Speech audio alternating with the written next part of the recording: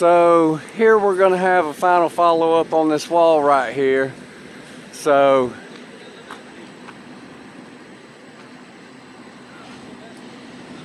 we're going to see if anybody notices anything different, but I'm going to point it out to you anyway. First off, the mortar joints in between the blocks that are running up and down,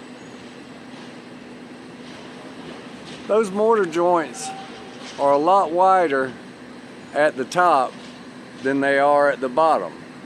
Now, because I have experience in foundations and block work and all things associated with construction, my eye is keen to this.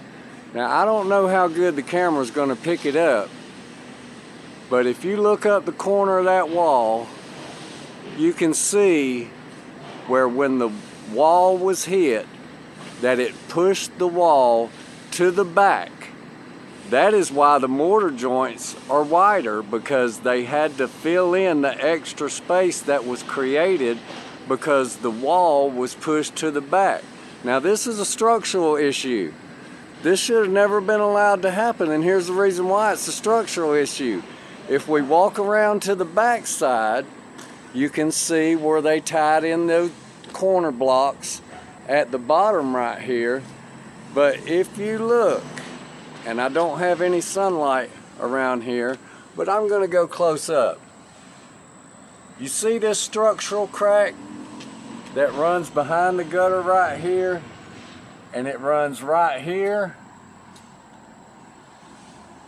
It also runs up the wall all the way up toward the porch.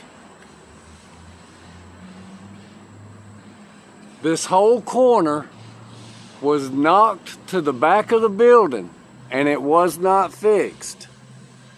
There's a crack running along the block, straight across above the gas line pipe.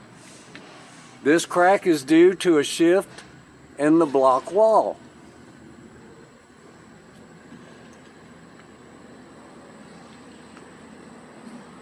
Now, it is my understanding from a very good source, and like all people who get information from sources, sources are always anonymous.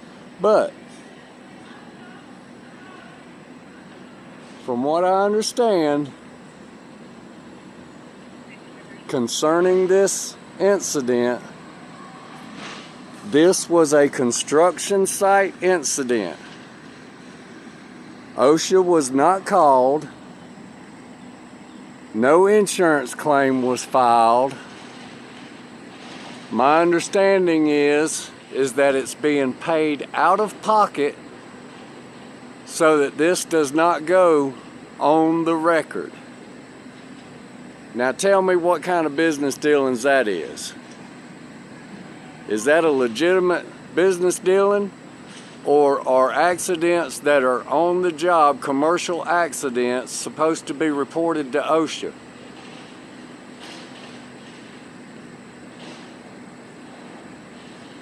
How is it that the city inspector didn't catch this flaw in the structure of the corner of this building?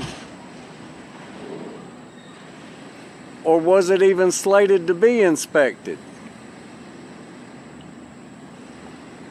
Did the city inspector come out and sign off on the repair on this job?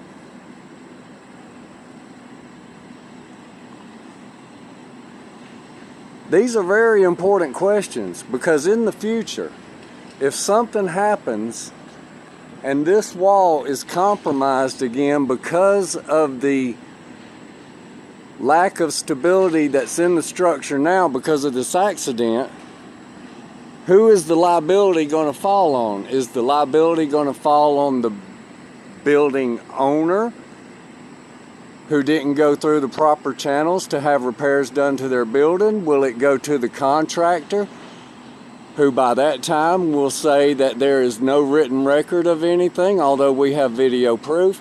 He can say there's no written record, hire lawyers, and they will still have nothing on their business company's record.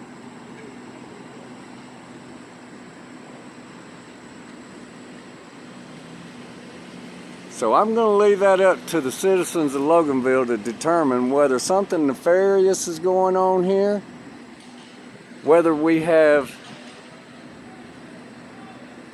a city inspector that does his job properly, or whether we're just going to allow work to be done haphazardly in our town as our town moves forward. How are we going to make our town better if all we do is create more problems? Yes, it might be profitable in the present tense, but who pays for it in the long run?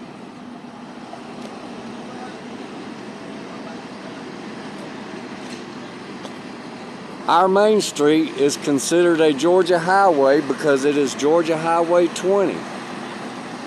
We can only make repairs on the underground infrastructure and patch the holes, but it is the state's responsibility to upgrade this roadway so that the bedding of the roadway can support the heavy trucks that are coming through here. So we need the people of Loganville to rise up,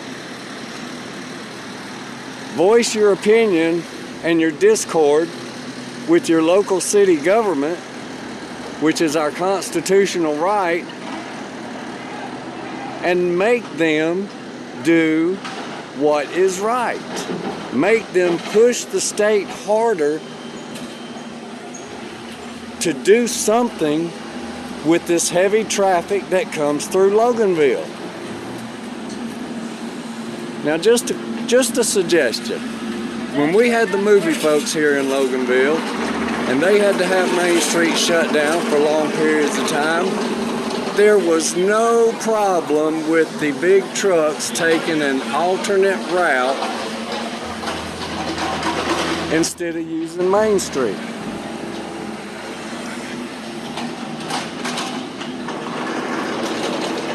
So why can't alternate routes be devised right now? Right now. Get the heavy trucks off of Main Street. That should be our new focus and new motto for our town, is get the trucks off Main Street.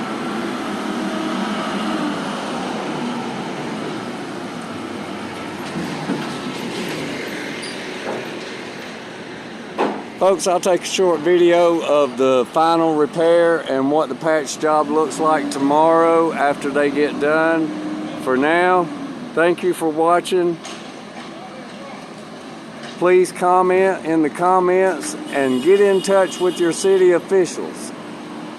Y'all have a blessed day and be safe out there.